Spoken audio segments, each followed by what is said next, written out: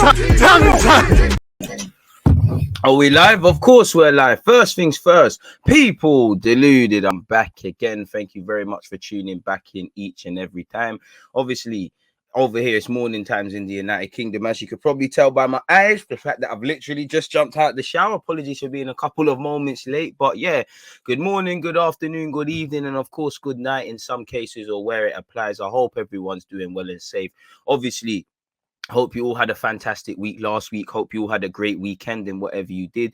Hope you all have a progressive week. It's Monday. Let's start out the blocks, firing really and truly. And in theory, it gets easier from then. So in terms of your goals, hopes, dreams, ambitions, aspirations, I'm wishing you all the best. You can't do anything without health. So again, hoping that you lot continue to have good health and your loved ones and all of those sort of things. As I always say, it's as simple as that. You ain't got health, you're dead, innit? So I hope everyone's doing well and safe. I hope everyone's cushy. Yeah, man, in relation to me, prepared for a week, innit? Arsenal are back. We'll deal with what we need to deal with where Arsenal's concerned against Wolves. I'll be doing a watch along for that, so make sure you're aware.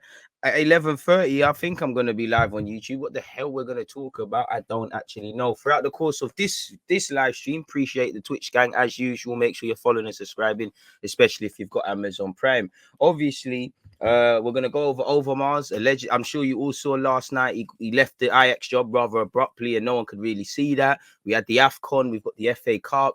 Glenn Hoddle's comments on Dele, Alli. We all know we'll get into all of that. Aubameyang made his debut for Barcelona. King Dani Alves, good crazy. If this is why he's my idol in football in terms. He set up a crack. What a goal that was from Jordi Alba, by the way. If you ain't seen that, go and pre that. That's goal of the season contender potentially. An absolute scorcher. Assisted by Dani Alves, who also got on the score sheet, then got himself sent off. Gavi was involved. Aubameyang made his debut, didn't score. Dharma had a good game. I'm sure you saw it for Juventus. Zakaria scored, and that Vlahovic Youth scored as well. He's all right, ain't he? He bagged. And obviously, we had the FA Cup.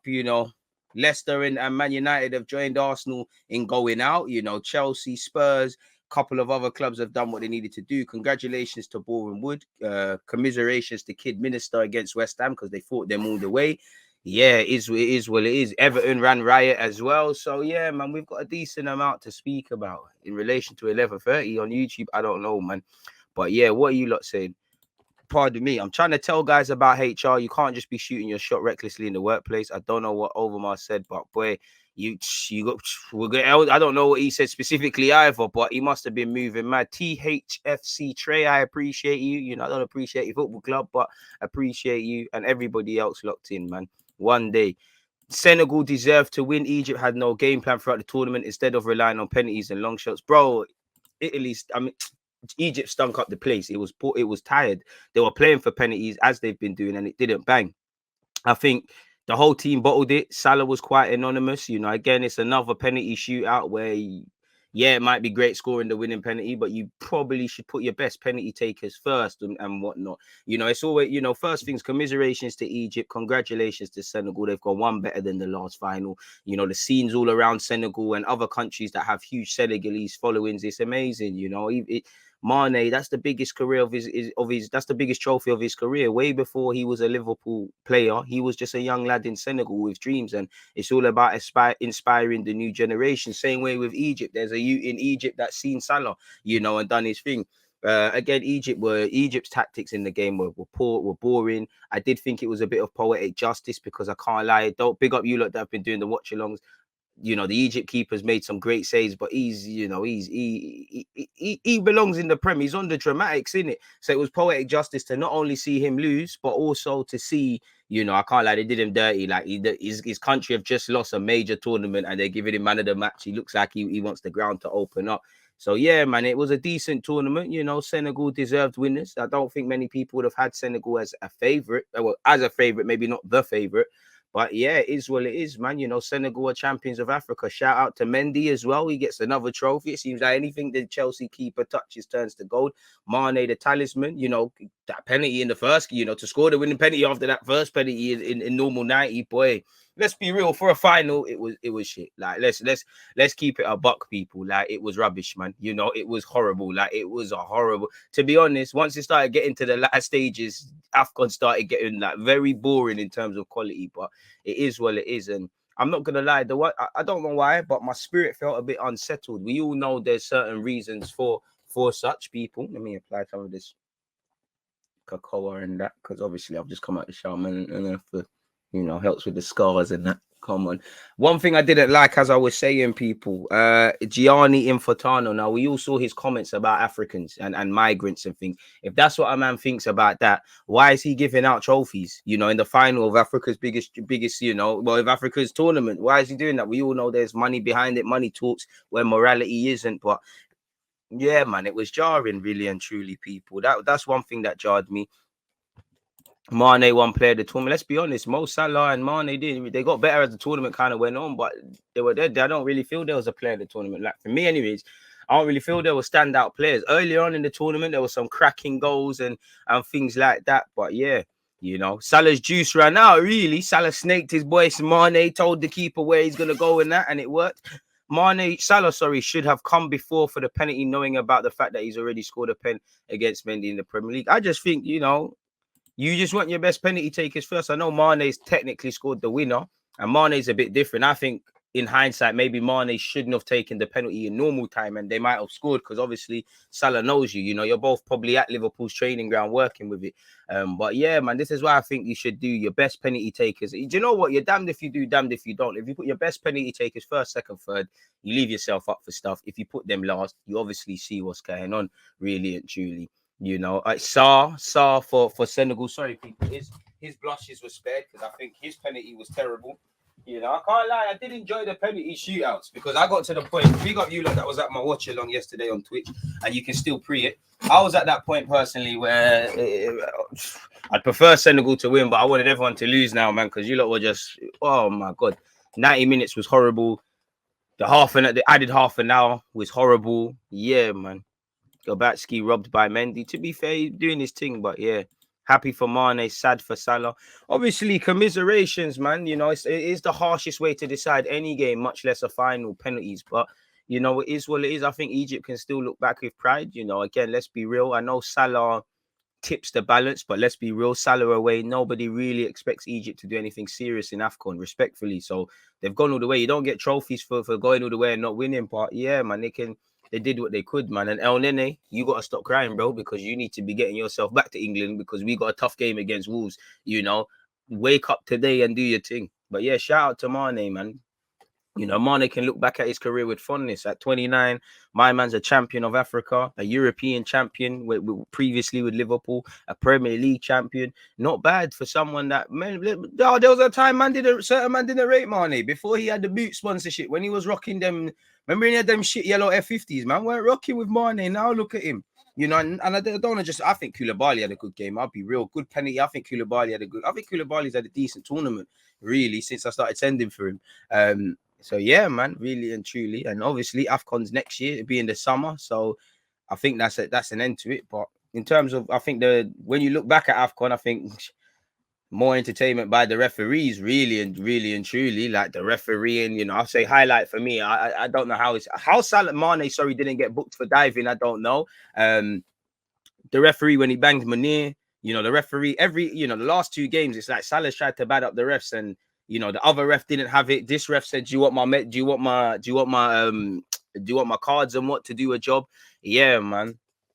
I think the refereeing decisions, you know, the very fact for me, as soon as there's an injury, man, bring out the stretcher. I'm gonna miss a lot of that. I'm not gonna really miss the standard of football. I'll be real, man. But Senegal deserve it.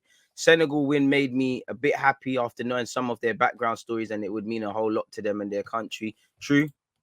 I just wanted Senegal. I prefer Senegal to win. Obviously, it's either I'm going to have El Nene as a champion, which is cool. But yeah, Koulibaly, Ghana, and Sarr all had a better tournament than Mane. Very slightly, the couple of the Cameroonians. I can't lie. Speaking of Cameroon, Abu Bakr was killing me. You know, man came in the Burberry. You know, he knew that Egypt were going to rub out, and there was an opportunity there. can't lie. Some of the referee, come on, man. We had referees locking games early. Referees again. A referee bang man here. Like, why is nobody? That is the highlight of the tournament for me. Like, I can't believe that just slipped under the radar. Like, I remember seeing that. Oh man, he fully banged him, fully pushed him. Like, and then when he circled himself as well. Like, hey, Hakimi, you know, goal of the tournament. I would say for me, that mad free kick or Hakimi's madness. But there's a couple more still. There was some good goals, but boy, it is what it is. It's all said and done there. Obviously, as I said, Barcelona, Aubameyang made his debut. Did you lot watch the Milan derby? Obviously, Giroud snatched it. That was a good game to watch. You know, I should have done a watch along for that. And obviously, people, when you look at the FA Cup now, there's been rumors for a second about Brendan Rodgers getting sacked. You know, again, I find football's a funny game, man, because you know, go back, you know, it seems like his stock has fallen a bit. It does feel like, not that the Leicester project is done, but it needs renewal. It looks like Telemans is going to keep it moving. Pardon me, Vardy's not going to be there forever. It just looks like there's something different needs to change. I feel they've really lost some experienced players. I can't lie, Kasper Schmeichel looks like he's declining. It just looks like the end of a natural cycle, or something needs to be rebuilt. And Brendan Rodgers might say, do you know what, I need to cat out as well, really. You know, there was rumors about Rodgers getting closer to the sack, definitely after getting eliminated yesterday by Forest. That's going to obviously increase fears. I don't really like how Arsenal fans are going, oh, when we lost to Nottingham Forest, it made a lot of noise. When Leicester did, it didn't, which is true. But at the same time, bro, respectfully, Leicester, they're Leicester, we're Arsenal. It's going to happen. And for me, it's like, okay, what? Does that mean that the fact that we lost any better? I hate when man do them. There's a small section of weird Arsenal fans that do that. That's dead. It doesn't help us. But yeah, Leicester completely outmatched, outclassed. You know, Spence scored. Didn't have a best game in the Championship, if I remember, against Cardiff, but he saved some great form for the FA Cup. You know, they smacked them up. You know, they smacked them up. Obviously, Liverpool did what they needed to do. Diaz gets an assist on his debut. Luis Diaz, Harvey Elliott comes back and scores a good left-footed effort. Trent gets an assist. You know, standard there at the office where Liverpool are concerned. As you lot know, Man United went out again, full strength team. You know, Jadon Sancho scored his first Old Trafford goal and it's overshadowed. You know, they played all the big guns.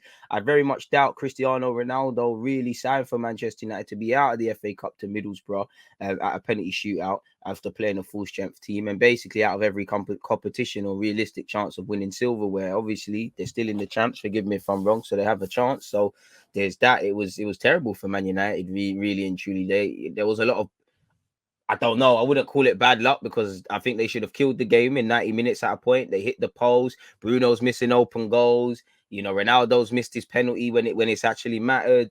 You know, things just went wrong for United. It was quite bewildering. And I guess that's the magic of the FA Cup. For Middlesbrough, it became dark arts. They played for penalties in that extra time, and you saw it really and truly. And it was an elite penalty shootout, really. You know, commiserations to Alanga.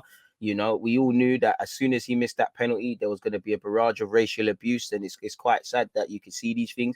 You know, you're going to miss penalties. You know, the only ones that don't miss penalties are people that don't step up. So obviously, this is what football's about. He's had a great couple of weeks playing week in, week out for Man United. He scored the other day. These are the highs and lows of being a professional footballer. Really, they happen. I don't know about bad luck, man. Bad luck. A club like Man United against Middlesbrough, with all the quality you had, there's no excuse for luck, man. You make it home luck. You should have scored that. You should have scored that. There's no excuses. Again, Bruno Fernandes missing tappings. Again, you know, I didn't, you know, and obviously it was nice to see Middlesbrough celebrating. I know certain footballers didn't expect such, but certain people were getting at the goalie for celebrating the Middlesbrough keeper. I mean, what do you expect? You know, they've gone to one of the biggest clubs in the land / the world, pulled off an upset. You expect man not to celebrate? What's going on? Adama did his thing for Barca, you know, and you know he's gonna eat in that league, man, with the pace and power and things like that. But yeah, man, obviously Leicester have won the FA Cup of recent years. United and Arsenal, two most successful teams. They're out. Spurs just might do a thing. Nah, man, the luck thing, bro, respectfully. But man, the luck thing, I hear you, you're not wrong, but nah, well, man can't be running the luck thing. That was bewildering. Watching that was bewildering what was going on. You know, and you could see it. The longer the game went on, it was a shake, really. And obviously it's all for nothing now. I know United are back in action Tuesday, I think, or Wednesday. So you know, played an extra half an hour for what? And that was the big boys out there. That weren't, if you was playing the little man, it would make sense. But the big guns were out there and got pocketed. You know, obviously for me, I only watched that game to see Balogun. I'm not expecting Balogun to do a madness, but you know, if he can't stand out against United, obviously he needs to develop. But you're gonna be if you're gonna be in Arsenal's first team, you're gonna be playing United and these teams week in, week out. I can't lie, I think Middlesbrough looked a lot better when he came off. He looked like a duck out of water, as expected, because he's just jumped in this thing, really. But you know, Wenger's done it again, as they would say on Twitter. Life comes at you fast. You laugh at us for an understrength team getting bopped away at Nottingham Forest, fair play. And then, you know, the big boys are out there for United.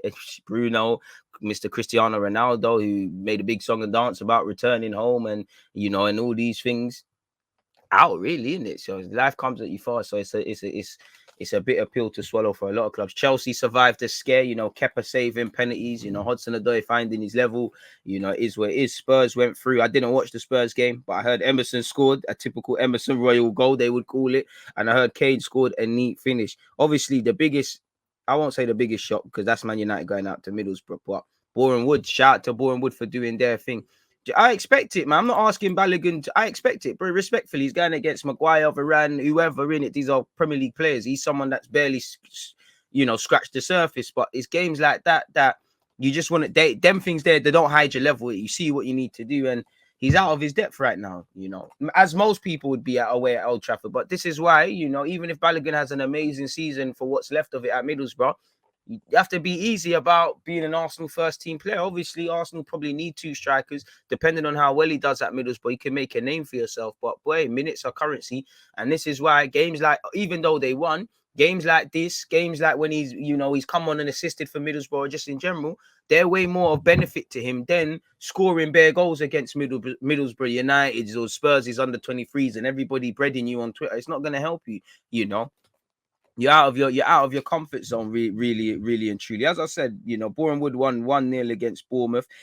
In terms of the scores, people, I didn't watch it, but Tottenham won 3-1 against Brighton. Basuma, for what I hear, had a good game and also scored. Emerson Rowe didn't bag. For some reason, I thought he bagged. But anyways, Kane has a brace, solid March home goal. Basuma scored for Brighton, 3-1. Spurs go marching on. The same scoreline saw Liverpool defeat Cardiff, as I said. Jota, Elliott, and obviously Minamino bagging for Liverpool and making the difference. Luton won 3-0 against Cambridge United. Crystal Palace again, you know, Elise is just playing, he's just on fire really and truly and just moving mad. They won 2-0 against Hartlepool. Southampton won 2-1 against Coventry. Kyle Walker-Peters scored again. He's finding his goal scoring boots. Stoke beat Wigan 2-0. Obviously, you had Sean Wright-Phillips' son playing allegedly, and obviously my man as well. What's his face, man? Sean Wright-Phillips' son. And you know what? Sean Wright-Phillips' son shows how football is a funny old game of opinions. At 20, he's starting in the Championship. But I remember he couldn't really buy a game for Manchester City. He went on a youth loan to Blackburn that weren't necessarily the most beneficial. And now, look, at 20 years of age, he's playing week in, week out, or trying to for Stoke. And you've got Tyrese Campbell, who I don't really feel is levels. You know, I don't really feel you're good like that. But you're playing for Stoke and doing your thing. Another one that was at Man City, people. So, yeah, it must be nice. Speaking of Man City, you've got Taylor Harwood Bellis as well. Probably not going to make it. Marjo scored as well for Stoke. So, yeah, that's them. Who else have we got? As stated, Everton won 4-1. Huddersfield won 1-0. Wolves lost to Norwich. Peterborough beat QPR. Manchester City ran right against Fulham. Obviously, Fabio Carvalho gave them the lead. West Ham came from behind, courtesy of Declan Rice, people, and Bowen in you know, to beat Kidminster. You know, commiserations to Kidminster. Chelsea obviously came from behind to Pat and Plymouth. You know, the fullbacks in Alonso and Azpilicueta making a difference. I'm pretty sure, if I remember correctly, Azpilicueta scored in another one and it was ruled out for offside. And then in relation to the next rounds, you've got Crystal Palace versus Stoke, Peterborough against City, Middlesbrough against Tottenham, Huddersfield Town travel to Nottingham Forest, Luton against Chelsea, Liverpool, Norwich, Everton, Boreham Wood, and Southampton, West Ham, people. So yeah, man, if I make of that what you mean, people, really and truly.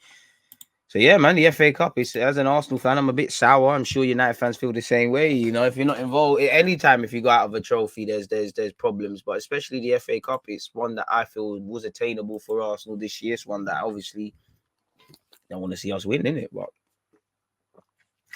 it doesn't mean anything. Arsenal United in the next 5 years going to be mid-table. Spurs will overtake them for real. I mean, I think there's more chance of Newcastle overtaking us than Spurs. I mean, I think Spurs are run a bit shit like United and Arsenal same way, really. And it all depends how long Conte's gone, because it seems like they sign players, Conte's still vexed. Then Conte's shown he's going to keep it moving, and time will tell. Does Conte feel comfortable enough to stay there for the long term? He hasn't got long left on his deal. It all depends, really. If they back Conte properly, not half-hearted, Conte does bits. If not, speaking it really and truly, can't lie. But yeah, people, away from all of that, let's look at what's this, minute 25. Let's look at Glenn Hoddle's comments in relation to Dele Alli, this Overmars thing, and just basically a couple of other things I've got up here, really and truly. And obviously on the topic of the FA Cup, allegedly, I didn't see it, but a fan ran on and tried to fight Nottingham Forest players, or Leicester fan tried to fight Nottingham Forest players, or vice versa. I don't know what happened, so I don't want to speculate. But what it's worth, though, quickly on Leicester, Rodgers admits concerns over Leicester's lack of hunger after they got thrashed 4-1. Obviously, it was a Leicester fan. He condemned the Leicester fan who appeared to throw punches at celebrating Forest players. And I mean, what kind of sneaky behavior is that? If you got punched up, what would happen? Shout out to Brennan Johnson as well. I don't think he'll be at Nottingham Forest long, respectfully. I think he will get his move. For what it's worth, Roger said, for me, it's something that I've seen for a little period now. These players, some of them have done very well, but we lack that hunger and physicality, which was never the case, and it's something that's a concern. So at what point do you as a manager think maybe it's me or I can't change them and things like that? We lack stability at the back, which has been a case of Leicester for a while now. Gave away poor goals, and 2 quick goals rocked us. In a game of this importance, particularly a derby game away from home, you need to have authority and you need to have physicality, and we lack that in abundance. They deserve to win, scored the goals, showed a great desire, and that's the disappointment. And obviously he condemned the fans as well for what they was doing, people. In relation to Overmars, people, I don't know what happened, but Marc Overmars, Ajax director of football, quits after sending inappropriate messages to female colleagues. Well, read the room, innit, boy. Let's see what's going on, people. He's had to step down after 10 years. He said he's ashamed. Boy, and he sent them over an extended period of time. Again, don't overstep your boundaries. Know when to do things. Read the room. And boy, if it's going on for an extended period of time, my heart goes out to female colleagues, because first thing that goes against that happened, the first thing is obviously she as a woman should feel safe. Not saying she did or didn't, but she should feel safe. I'd imagine in a place of work where someone who's a high ranking position, where you see this in normal world all the time, is doing this, you're kind of damned if you don't, in that you could speak about it. But if you don't, if you speak about it, it might harm your chances of really just paying your bills, really. So if he sent that over an extended period of time, obviously read the room, Overmars, man. Marc Overmars, Ajax director of football affairs, will leave the club with immediate effect after the Dutch champion said he sent a series of inappropriate messages to several female colleagues. So he's moving. For it to happen there, that means there's a shitstorm in it. That means there's a shitstorm. There's a lot to this that we don't know, or things that are happening, people. Ajax stated that Overmars made the decision to step down after talks over recent days with the club's board and chief executive Edwin van der Sar. Now, obviously, that's designed to save some sort of face. Step down before you get pressured to step down, innit? Make it look like you step down at your own accord. We all know what's what, innit? Apparently, he said, he told the club's website, I'm ashamed. Last week, I was confronted with reports about my behavior and how this has come across to others. So again, if you're doing, a lot of people have finally got the courage to chat to you. And this might be someone that's abused his position of power and not been able to have the mental awareness to check that he's moving mad. Unfortunately, I didn't realize that I was crossing the line with this, but that was made clear to me in recent days. I suddenly felt enormous pressure. I apologize. Certainly for someone in my position, this behavior is unacceptable. I now see that too, but it is too late. I see no other option but to leave Ajax. And I mean, ain't you got a family? Ain't you got a family? And the whole reason you said your family would be open to moving to London and that. I mean, you got a wife. What are you doing? I don't know what comments this guy is saying. I don't know if it was banter. I don't know if it's sexual advances. I don't know what it is. And I'm not condoning any of that, people. This is also has a major impact on my private situation. This is why I ask everyone to leave me and my family alone. They should leave your family alone, but naturally people are gonna harass them, reporters, etc. Leaving you alone, boy, you can't have it both ways. If you wanted to be left alone, you shouldn't have been messaging whatever he is messaging. You know, he's been head of director for nearly 10 years, people, you know, really, and recently extended his contract. So there's got to be something crazy here. You know, someone said this is a dramatic situation for everyone who's involved in any way. It's devastating for the women, sorry, who had to deal with the behavior. When we heard news of this, we immediately acted, carefully deliberating and weighing up what was the best thing to do. Also in consultation with CEO Van der Sar and assisted by an external expert. Marc is probably the best football director that Ajax has had. We upgraded and extended his contract for a reason, but unfortunately, he has really gone over the line. So continuing as a director was not an option, as he recognized himself. It is extremely painful for everyone, and I want to express the wish that everyone involved is given the peace and privacy to process this. And then Van der Sar said, I find the situation appalling for everyone, and I agree with obviously the previous comments. In my role, I also feel responsible to help colleagues. A safe sport and working climate is very important. We'll pay even more attention to this in the near future. Marc and I have been playing together since the early 1990s, first at Ajax and then with the national team. We've been colleagues in the management of Ajax for almost 10 years now. That has now come to an abrupt end. We are working on something very wonderful here at Ajax. So this news will also be a blow to everybody who cares about Ajax. So I don't know when anything more is going to filter out. I don't know what is the, you know, there clearly is more than the story, and they're trying to get ahead of this, you know, take him out of his role, urge privacy and stuff before details come out and whatnot, which will happen, you know. And the thing is, you know, you will end up with another role. And again, he's been linked with Newcastle. I don't know, you know, you've got to do these things, I don't want to say smartly, but smartly, because again, you can't just roll up in Newcastle tomorrow. Probably has to wait for the dust to settle. Completely off topic, people, but apparently in relation to the World Cup 2030, the UK and Republic of Ireland FAs have abandoned their 2030 bid to focus on Euro 2028, people. So basically, long story short, instead of making a joint bid for UK and Ireland to host the 2030 World Cup, they will focus on Euro 2028. Allegedly, the decision comes after the UK government committed 2.8 million, to a feasibility study in the bid. But how's about pressuring energy companies to stop robbing everyone? That's fair enough. Seems like there's money for everyone apart from the little guys and on the ground people like us. But governments will never be here to save us. So, boy, where my man is concerned, Overmars, that's that in it, really. You know, what else can I say? Thoughts are with everybody, unfortunately, who's had to withstand any inappropriate messages or being made to feel uncomfortable, really and truly. Like, what more can you say? Really? What other thing? What else is going on in the world of football, people? Boy. Oh, yeah, how could we forget? How could we forget? Almost forgot, people. Obviously, again, Glenn Hoddle. Now, respectfully, Glenn Hoddle, it's not just you. I think there's downright racism. I think there's prejudice. I think there's just downright a culture problem. You can wear shit bootcut jeans and be an absolute prick, and you can wear, you know, them Dele Alli, Joe Willett, Reece Nelson, Bellerin, bookie clothes, and it shouldn't be an issue. But you shouldn't judge someone on that, really and truly. But you know, Glenn Hoddle's a bit of a twat, really. Glenn Hoddle has ruthlessly criticised Dele Alli's outfit choice as he was introduced to the Everton fans for the first time at Goodison Park, claiming the 25-year-old should have worn a tracksuit. Okay, so it goes out of the...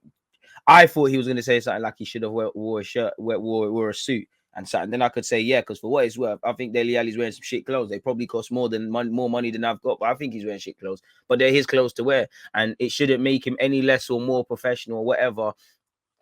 Do you get it, people? In the grand scheme of things, of course, in general in life, obviously, if a man rocks up like that to a job interview, there's an issue. You can't just wear what you like all the time.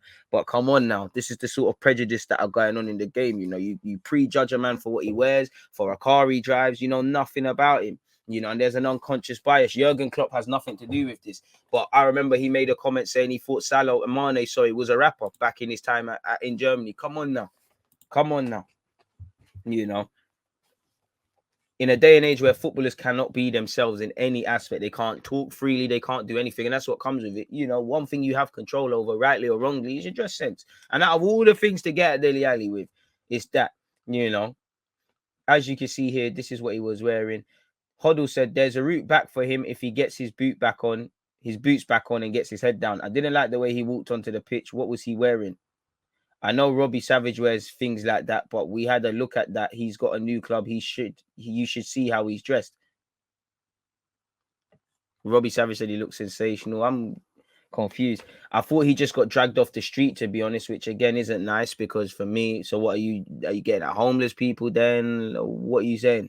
Anyways, if I'm an Everton fan, you're going to a new club, put a tracksuit on at least or something. That's fair. If you could have wear Everton uniforms, and I mean, I would go for the Van der Beek drip a bit more, really. I'd prefer that. But, you know, I've seen people wear weirder things than Dele Alli and not wear things. And if this is the first time I've heard Glenn Hoddle speak, it's quite brazy.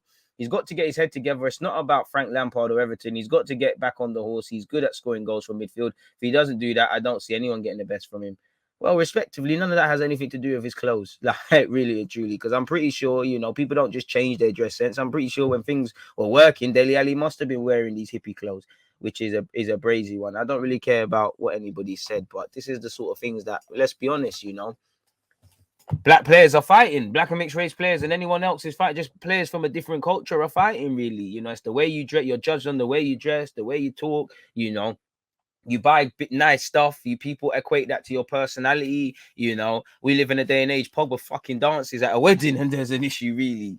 It's brazy, man. It's brazy. I have all the things to criticize Dele Alli for. You know, man used to play. Him playing for Spurs is a problem in itself. Crazy, absolutely crazy. And until, you know, these sort of people are gone from the game and we have people that represent us and people that are us, then you can't control the narratives. If you ain't got real widespread pundits like that, and the ones that are out there are, you know, the field and the house. When you don't control any of the media houses, you can't write stories in the right way. You don't own none of the football clubs. When you're not, you know, on top of organizations like FIFA and UEFA, you can't be, you know, I can't be surprised, disappointed, but not surprised as to why nothing is done about racism. Nothing is done to just check why are you saying that, like, because there's racism and then there's this, which is unconscious bias, deep rooted somewhere, and prejudice. Where did you get this? Why are you associating that? You know, because certain other people, you know, I've seen Jack Grealish dressed like this. I don't think the same thing he said for him.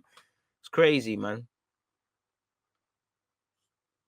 DG, you've got these top scousers in the mud. This unban request as well, bro. There's some of them are weird youths, you know. One guy keeps atting me on Insta, you know, and said, yeah, you're an internet guy. Bro, my man has been atting me for hours. I'm like, you can't see the irony in this. It must be a little kid, man. Hey, to your mother, shout me. But yeah, man, it's like, how can man get touched so much? Man was like, don't wait till I see you on 4th Street.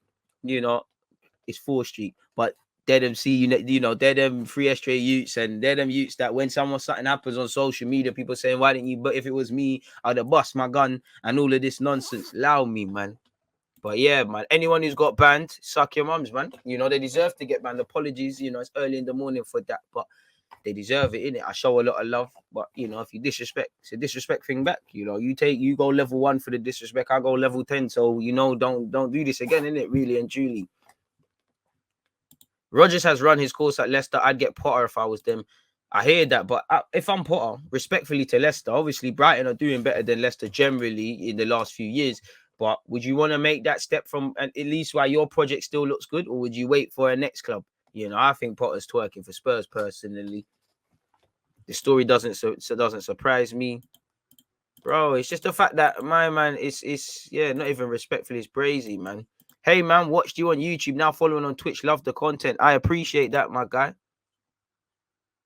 They won't wither out the game, man. And the thing that scares me is, bro, the next generation. You know, you've got Jamie O'Hara, all these get them, man. They are gonna take their positions. Like, there's no gonna be no euphoria, man.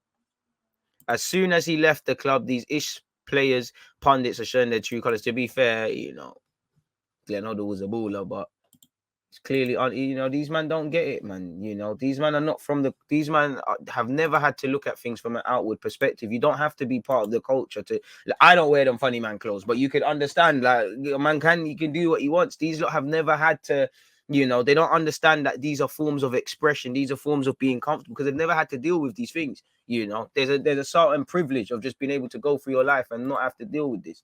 You know, it's quite upsetting, really. But it's these silly comments, really, and even that, like, surely could just be, you know, just common sense. Nobody thought that would be a sensible thing. Another, you know, to keep up the theme with Overmars, who was once a technical director. I mean, yeah, he wanted to be a technical director at Newcastle. Better yet, Newcastle wanted him. Apparently, Dan Ashworth, Brighton's technical director, has resigned after Newcastle talks over sporting director role. People, Newcastle's new owners were interested in appointing the 50-year-old as their new sporting director. He stepped down from his Brighton job, people, and begins an extended period of gardener leave, after which he'll be able to take up a new position elsewhere. I'm sure one of Spurs' directors left as well and is in talks somewhere else as well. Mr. Edwards over there at Liverpool, there'll be people onto him. Do you know what? I think Genius is an okay pundit. He just too on the Spurs thing, man. He's a bit like Gary Neville. It's the Spurs thing starts clouding his logic. I think that Gary Neville talks a lot of sense, but I just think he's so biased to Man United. It's just sometimes it's a bit disrespectful to paying customers of Sky that you're just gonna jizz over United all the time. Embarrassing behavior. Yeah, trust. No, respectfully, man.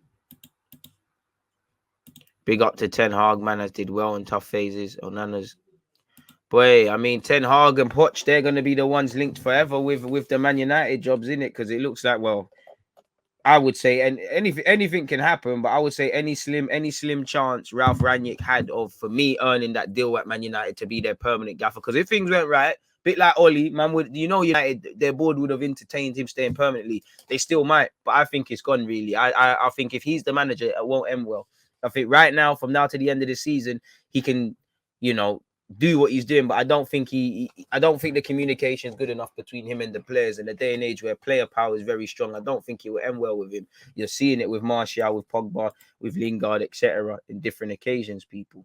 In terms of transfer news, Xavi wants to sign Conde, which could have a knock-on effect for Thomas Tuchel. Rudiger has increased his wage demands to 225 a week. Apparently, United have agreed to sell Andres Pereira. It hasn't specified where to, if that's his loan club or whatever. But yeah, it's about time they got him off the books. Let me see if he must be staying permanently somewhere. He's agreed to stay at Flamengo. So yeah, man, United stand to gain 14 million euros from the deal, or dollars. Some say 10 million pounds. Brendan Rodgers has told Leicester City flops they are fighting for their futures after being dumped out of the FA Cup by Forest. Manchester United face a fight to sign number one target Declan Rice this summer, with the England midfielder waiting to find out the level of interest from his boyhood heroes Chelsea. Boy.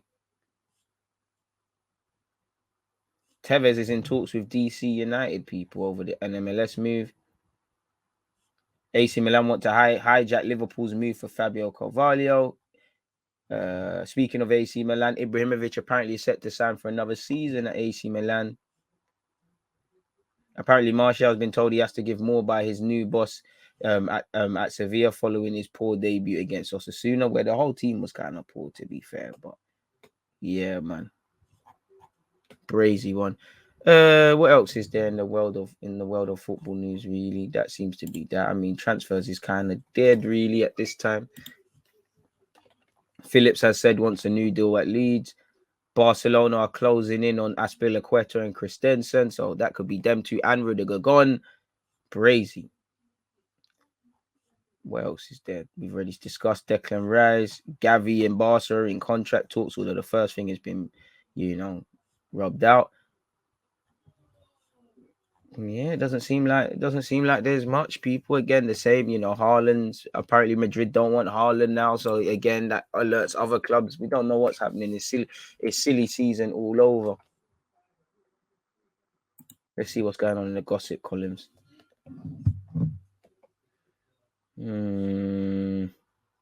Same old.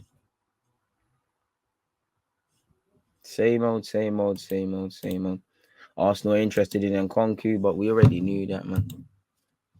Sounds dead, man.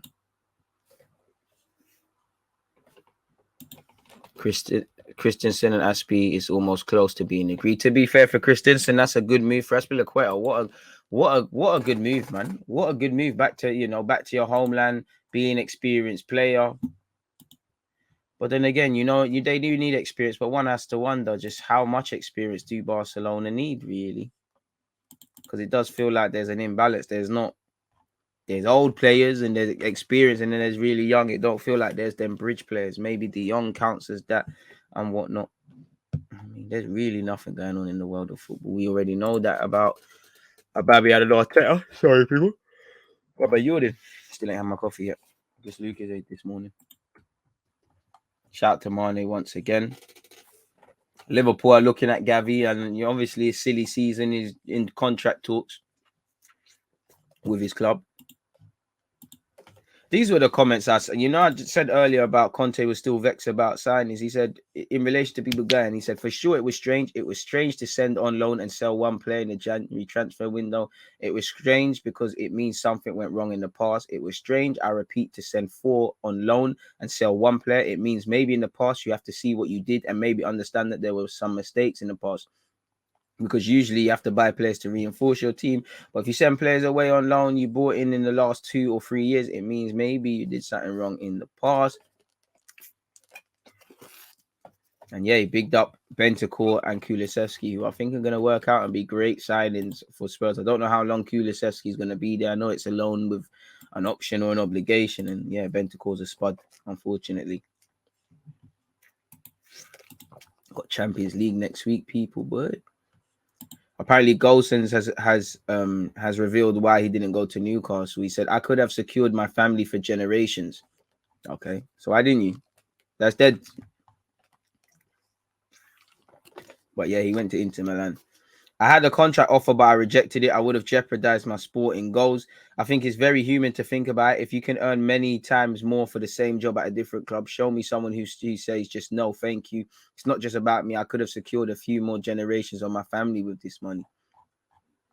So big up you for picking Inter Milan, but I can't, I might have been on that once upon a time, but it's a count up thing. Again, I was reading this for my own pleasure, but I thought, not that I'm reveling in this, but it might be interesting. Wayne Rooney, Derby boss and ex-England captain, reveals binge drinking battle amid pressures of playing career. Which again, big up Rooney. First things first for opening up and speaking about these things. But the amount of pressures my man's had to deal with from 16 to obviously when he called it a day, crazy. Pardon me. I'd made a lot of mistakes when I was younger, some in the press and some not in the press, whether that's fighting or whatever. For me to deal with that stuff that was in the paper, deal with the manager at the time, deal with family at the time, it was difficult. In my early years at United, probably until I had my first son, Kai, I locked myself away, really, and I never went out.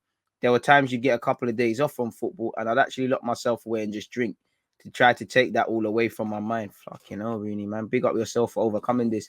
Locking myself away made me forget some issues I was dealing with. It was like a binge. You never know what people are fighting. It was just a build-up of everything. Playing for your country, playing for Man United. The amount of some of the stuff which came out in the papers about my personal life. Just trying to deal with all that pressure which builds up. I was trying to figure out how to deal with it by myself. Growing up on a council estate, you would never actually go and speak to anyone. And this is true, man. I have to remember, bro. Only in football. This is why I love football, because what would man be doing from, a man from Moss side in Rashford's case, or wherever from Liverpool, Wayne Rooney's from, they're not going to be able to elevate their status. Very few sports have this. This is other sports. These lot don't have a chance because they're not in a certain class, or maybe, they might be of a certain race, but a race, being that their race of people might hold them back, or the certain social class they're in, or who their mummy and daddy knows, which at Rooney council estate, I very much doubt his mum can phone anyone and make things. And it's the beautiful thing about football. My man's career, like ability, is 2 foot them, his 10 toes, took him out of a situation and got a nice, he's nice life now, isn't it, really? You would always find a way to deal with it yourself. It was trying to cope with yourself rather than asking for help. He said, in a really bad place before working through the issues going on to become record goal scorer for club and country. Everything that has happened at Derby has made me think even more that I can have a good career in management. I believe that 100%. I believe we will stay up. I think I could go into the Premier League and manage at a top club now. I have no worries about that. I know what my strengths are. More importantly, I know what my weaknesses are. To be fair, I think you're more equipped for the Everton job than Frank Lampard, and I think it great maturity that you turned it down. I think you and Gerrard are going to be great managers. I mean, Lampard's the living, breathing epitome, the living, breathing example of what privilege can do for you. You know, given the Derby job for no reason, awarded the Chelsea job for who he is as a player, rewarded with failure at Chelsea, you know, and Derby with a big job at Everton. Let's see how he goes. Don't hate the player, hate the game, but the very fact that these things happen, it tells you everything, really and truly. But yeah, shout out to Rooney for that, man. It takes big balls to open your mouth and talk about that, man. Free Pepe, do you think he can still revive his Arsenal career? I don't know if he'll revive his Arsenal career, man, but I do think he'll get more football, should get more football from now to the end of the season. We've got 17, 18 players, 17 games left. Even if Arteta doesn't like him, he's going to have to use, man, really. Do you think we will finish 7th or lower? Saka to be drawn to City and Liverpool. I think we can finish as high as 4th and as low as 8th again, or even below that. And it's whatever these lot want to do, it's down to them, innit? It's whatever narrative they want to, they want to sort, they'll do. Would you bring Marc Overmars to Arsenal to support Edu? I mean, Edu would have to support him, innit? Edu's a little man, it's kind of taking a piss out of Overmars, really. He's more experienced, but I would say, Jace, wow, Overmars is going through what he's going through, or what's happening is happening. I wouldn't touch him if I was a club. It'd be a PR disaster, really and truly. Absolute PR disaster. Planning to fail in action yesterday. Leicester with Finnish centre-backs covering Fofana's breaking leg. I fear for us after Jan. Boy. Pepe's contracted until 2024, so man need to know what they're doing with him, innit? People are talking about Saka new deal, Martinelli new deal, Saliba new deal. They're all contracted until 2024. What's going on with Pepe? Which, if it is to leave because he's not playing and we have no plans to renew his contract, then we all know what needs to happen in the summer, really.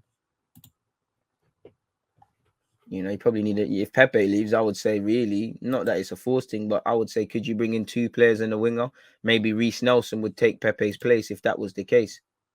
But even Reece Nelson is, it's not looking good. You're not really pulling up any trees over there at final. You're still young, can still have a career somewhere, but 23 in December, the manager's, unfortunately, and get well soon, Reece Nelson's contracted COVID, not doing too much in terms of productivity. Manager said he expected a lot more. It's just looking like it's not going to happen. Which is cool, if you can get your 10, 15 million, that's cool. The academy costs about 2 odd million to run, and he's won an FA Cup. He's come from the academy. Just move man on, man. What Arsenal's doing, it's not sustainable. Just let a man leave for free. You've got to enjoy your job. I don't blame Gosens either, but telling us it ain't gonna help no one.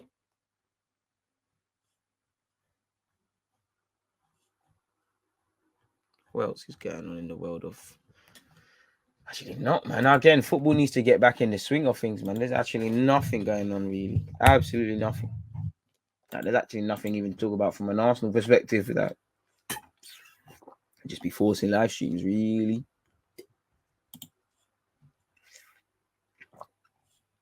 And big up to Lampard, by the way. It's man's first game in charge. They won 4-1. Give him credit for that. Ben Godfrey left the pitch with a hamstring injury. I mean, I would have sympathy for Ben Godfrey, but after that whole Tomiyasu fiasco, deserve what's coming to you, really. You can't. Really. Do you think Arsenal should sack Arteta if top 4 is not acquired? Not necessarily, because top 4 weren't the target. Well, top 4, we all know top 4 should be the target for Arsenal, but top 4 wasn't the live or die this season.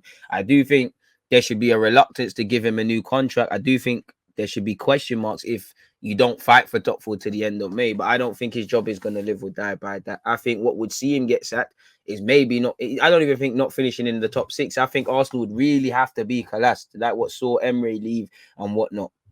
We'd really have to, Arsenal are a club where it's got to, it's not just about getting bad. Not that I want it to be. It has to get really bad before Arsenal move. Arsenal are not a club where, let's just say, for example, Pochettino, Ten Hag, all these guys are available in the summer. They're not a club that's just going to randomly say, oh, thank you for the memories, but there's the next guy that could do your job. We're bringing them in. We're only going to get rid of him, rightly or wrongly, when probably when we're mid-season, you're out of all comps, there's no fans going to the grounds, the cheers and that's the only time we move. We're not a club like that. I definitely think there should be a reluctance to hand people new deals. Because what have we achieved? So as much as I think it's a process and that it's a results-driven business, and there's not necessarily results there. There's results for a period, you know. Yeah, there's a style of play, quote unquote. But if I look at it on the devil's advocate, you should have reached that conclusion sooner. Yeah, you could say you didn't have your players, but a more experienced manager adapts at certain times. There's a lot of inherited problems with Arteta at this club, but there's a lot of things that we self-inflicted. And I think there's just vested interest. I think very few people look at it through the lens of, I just want Arsenal to be better. Some people just condone anything Arteta does. Some people condemn anything he does because people have vested interest where the only vested interest should be Arsenal flipping football club. As we know, life doesn't work like that. I don't know for strikers, man. You know, say Jonathan David is slowly converting me more and more. I think he was all right yesterday. Well, he weren't yesterday, was it? But he's all right. His general play is improving. He probably is the most attainable because we've worked with Leo before. They're a selling club, respectfully. So, yeah, man. I would say that, really. If I'm completely honest with you.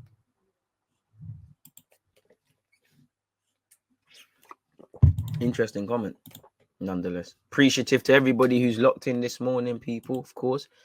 It's appreciative. You don't make the content for what it's worth. I'm here at 4:30 as well, people. Football Manager settings, in case you didn't know.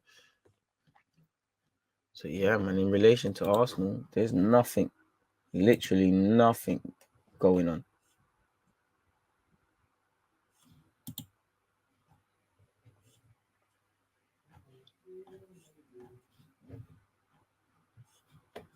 Literally nothing. Like just Jack Wilshere continuously telling us how much he loves the club. Don't get it twisted. I love Jack Wilshere. I love to hear it. But we heard this song before, innit? We watched the movie, man. Like, oh, lie now, man. Just bare chattings now, like just that, fam. Please.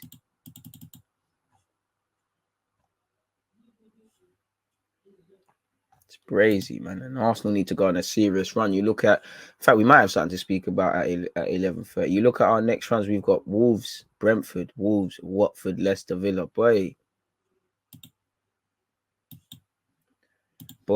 you need to walk away with something decent in that run. If you don't, pardon me, it's self-explanatory. You just got to forget forget it all, innit? Really.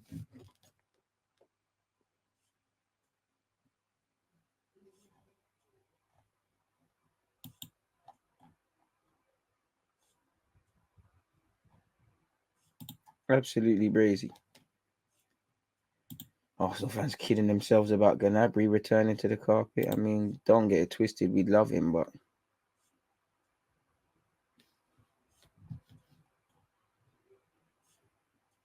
just brazy, man.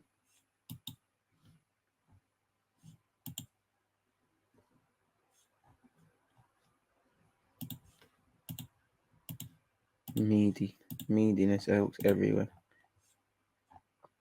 And that's the saddest thing, man. That's just the word, you know. That's just the word I find myself looking at all the time with connected to my club. Just meaty. Just meaty, man. One day it won't be like this, man.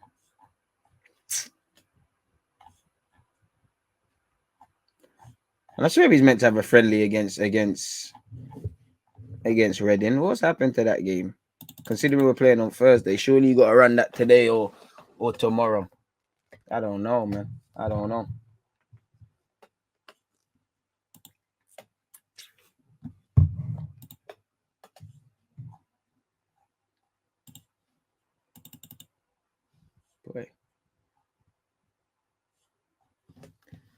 Boy.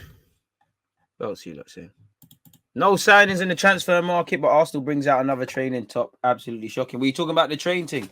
Who would you get as cover? Well, that Spence brother, man, really he looks 10, 15 million. I know people talk about Lamptey, but them man are going to say 35 to 50 million. Now, I'm all for finding someone to compete with Tomiyasu. You know, if we're looking for someone that's backup or cover, I don't think they're going to...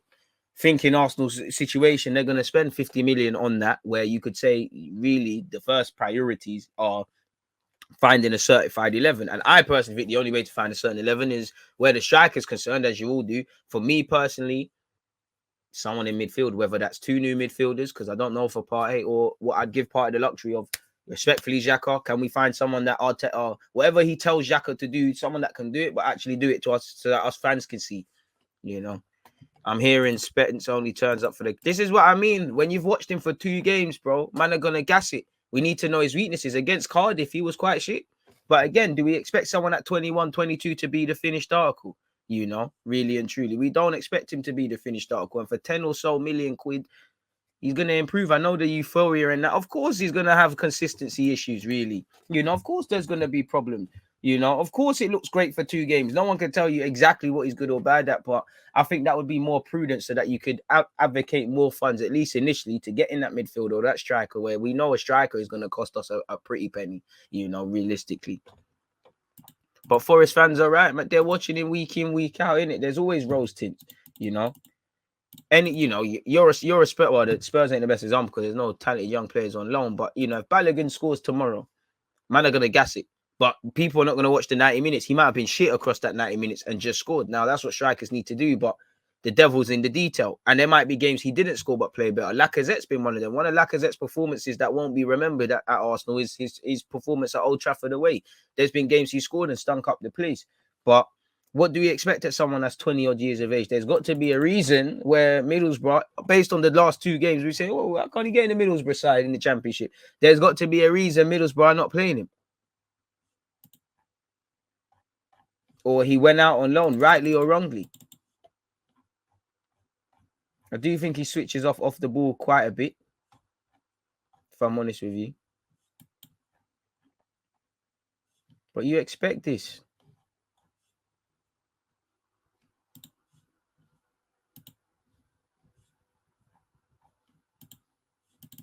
And obviously, happy Independence Day to Grenada and that. Shout out them.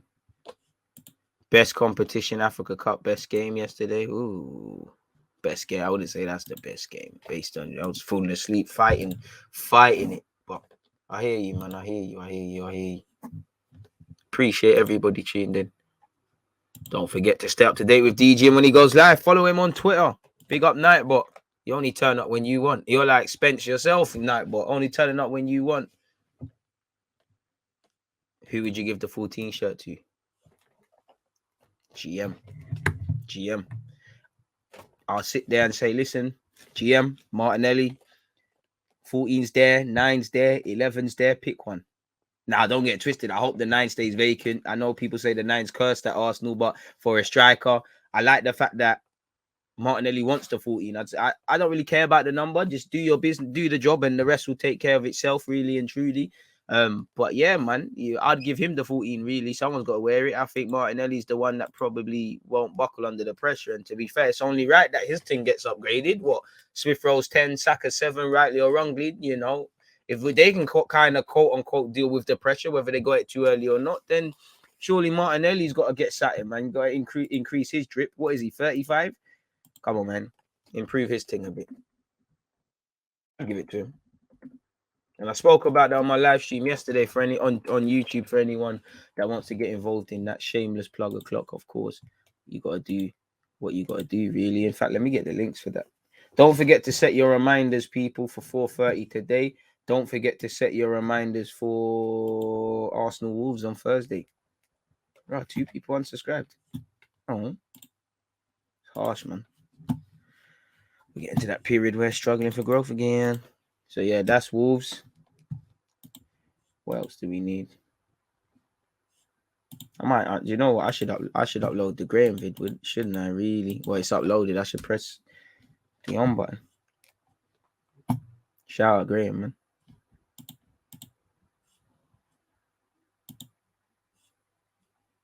Yeah, I'll release that later today still. But yeah, on that note, people, I don't think there's anything else to talk about. So I'm going to leave you lot to continue with your date. I'm probably going to go live at 11:30. What the hell we're going to talk about, God knows. But we might as well win it realistically. So yeah, man. On that note, you lot stay blessed, stay safe. I'm going to go and set that up for YouTube. Again, I'm back at 4:30. Yeah, man, you lot stay blessed, stay safe. I'm out.